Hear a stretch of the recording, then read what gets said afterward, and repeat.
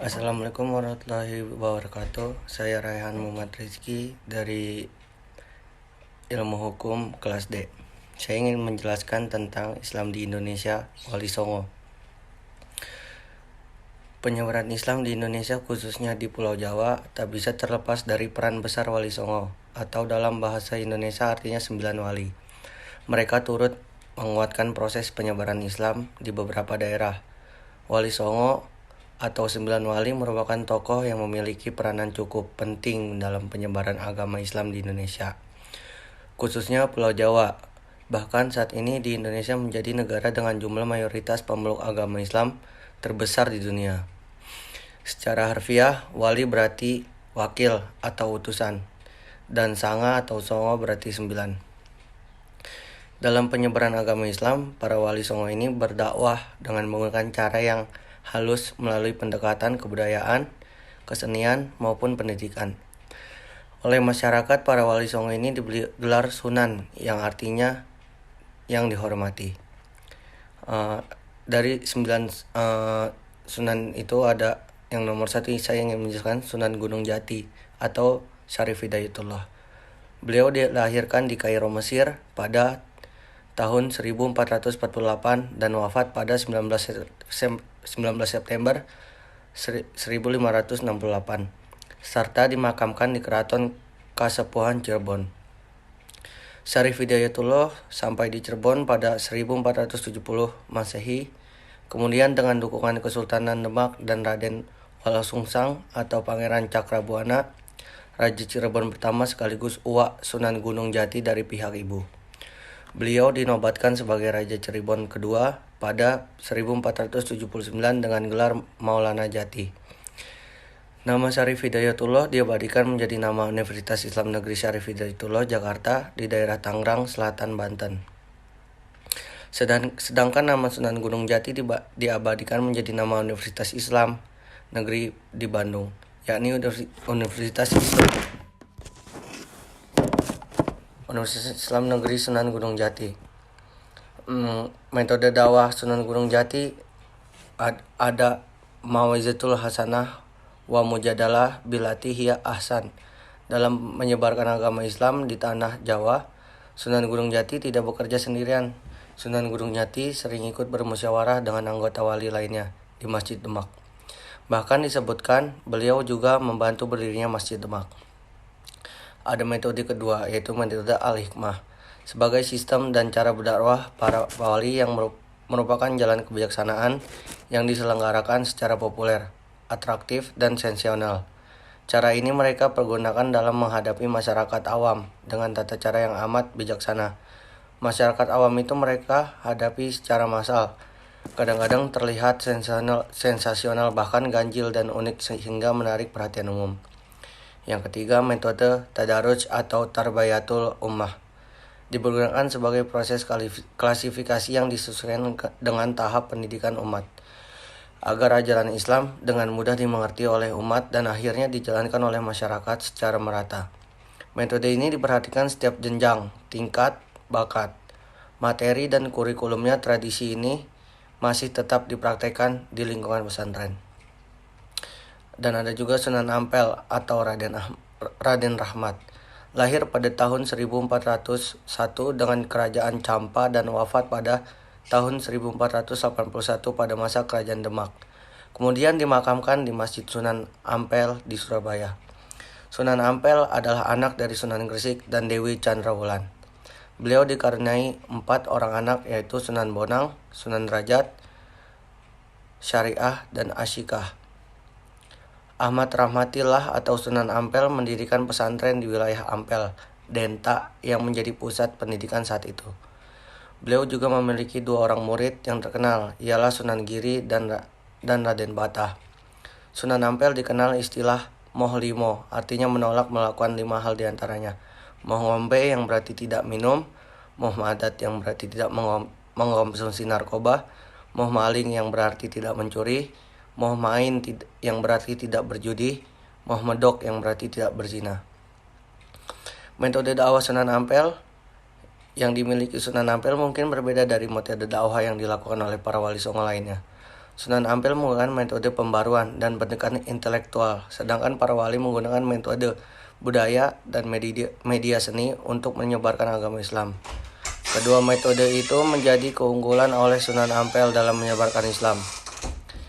Dan yang ketiga, Sunan Gresik, Syekh Maulana Malik Ibrahim. Sunan Gresik merupakan wali senior di antara wali Songo lainnya. Dilahirkan di Provinsi Samarkand, Uzbekistan pada abad ke-14 dan wafat pada 7 April 1419 di Kabupaten Gresik. Ayah Sunan Gresik bernama Syekh Jumadil Kubro. Maulana Malik Ibrahim dianggap sebagai salah satu orang yang pertama menyebarkan Islam di Tanah Jawa. Selama 13 tahun, Syekh Maulana Malik Ibrahim disebut bermukim di Campa. Dalam legenda disebut negeri Cermain atau Cermin. Sunan Gresik menikah dengan seorang putri raja dan memiliki dua putri, yaitu Raden Rahmat atau Sunan Ampel dan Syahid Ali Murtada atau Raden Santri. Beliau akhirnya hijrah ke Jawa setelah cukup lama berada di negeri Campa tersebut. Beranjak dewasa, kedua putranya mengikuti jejak ayahnya untuk menyebarkan agama Islam di Pulau Jawa. Metode dakwah Sunan Gresik yaitu dengan jalur niaga di tempat publik selain melalui jalur perdagangan. Sunan Gresik juga menempuh jalur politik untuk mendakwahkan Islam. Yang keempat, Sunan Bonang atau Raden Maulana Makdum Ibrahim. Sunan Bonang lahir pada tahun 1465 di Tuban dan wafat pada 1525 di Pulau Bawean, serta merupakan putra dari Sunan Ampel dan Nyai Ageng Manila. Kata Bonang berasal dari sebuah nama desa di Kabupaten Rembang. Diduga nama Sunan Bonang adalah Bong Ang, sesuai nama marga Bong seperti nama ayahnya, Bong Sui Ho atau Sunan Ampel. Beliau juga menulis sebuah kitab yang berisikan tentang ilmu tasawuf dan berjudul Tanibul Goflin. Kitab yang memiliki tebal 234 halaman ini sangat populer di kalangan para santri. Sunan Bonang juga mengubah gamelan Jawa yang saat itu kental, estetik, Hindu dengan memberi nuansa baru. Dengan menambahkan instrumen bonang, beliaulah yang menjadi kreator gamelan seperti sekarang ini. Gamelannya saat itu memiliki nuansa zikir yang mendorong kecintaan pada kehidupan transendental alam malakut. Metode dakwah Sunan Bonang dengan menggunakan akulturasi budaya, dakwah yang disebarkan mudah diterima oleh banyak orang. Akulturasi budaya yang dilakukan oleh Sunan Bonang yaitu dengan menyelipkan unsur-unsur Islami dalam setiap dakwah yang dilakukan tanpa mengubah kebudayaannya yang digunakan Sunan Bonang. Untuk melakukannya dakwah yaitu dengan bertunjukkan wayang dan gamelan untuk menarik simpati mereka. Salah satu karya Sunan Bonang adalah Tembang atau Tombo Hati. Yang kelima ada Sunan Giri atau Raden Paku. Sunan Giri memiliki nama lain yaitu Raden Paku Prabu Samata, Sultan Abdul Fakih, Raden Ainul Yakin, dan Joko Samudro.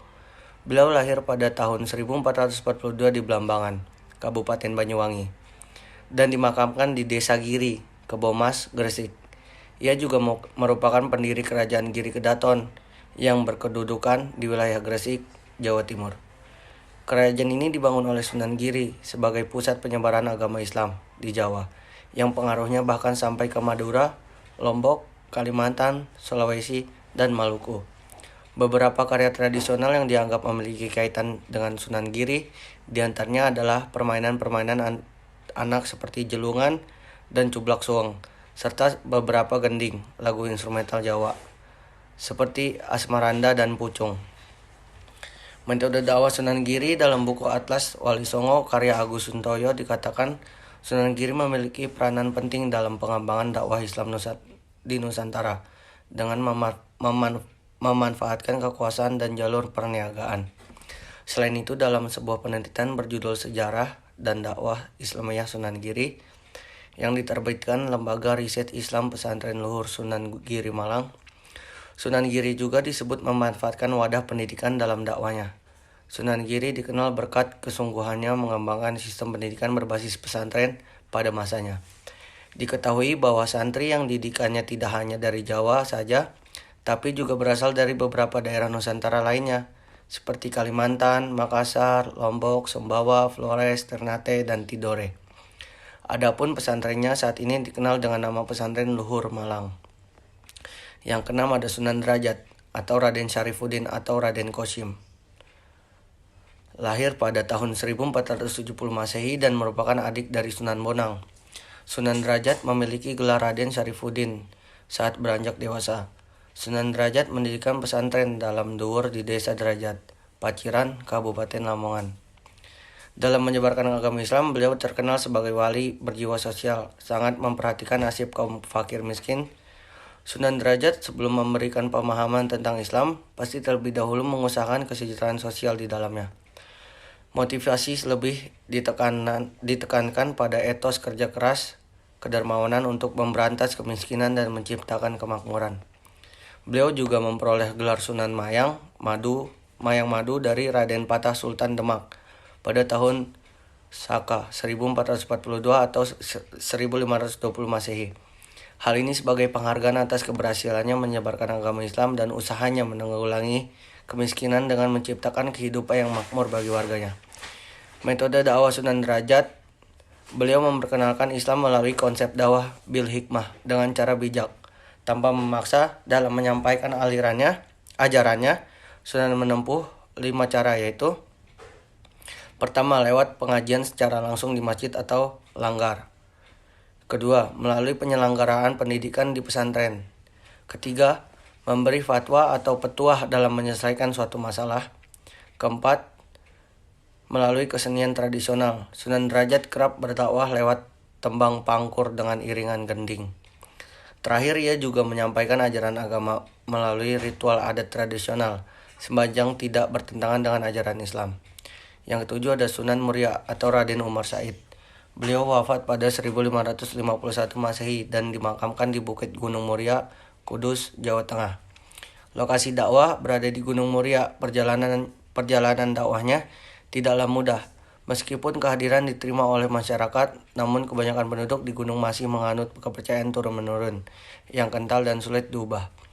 Oleh karena itu, beliau menggunakan cara-cara bijak yang tidak memaksa. Beliau menggunakan gamelan dan mengajarkan agama Islam. Selain itu, Sunan Muria masih mempertahankan kesenian gamelan dan wayang sama seperti Sunan yang lain. Beliau tidak mengubah adat yang ada, namun justru memasukkan ajaran-ajaran Islam di dalamnya. Metode dakwah Sunan Muria yaitu gaya berdakwahnya banyak mengambil cara ayahnya, Sunan Kalijaga.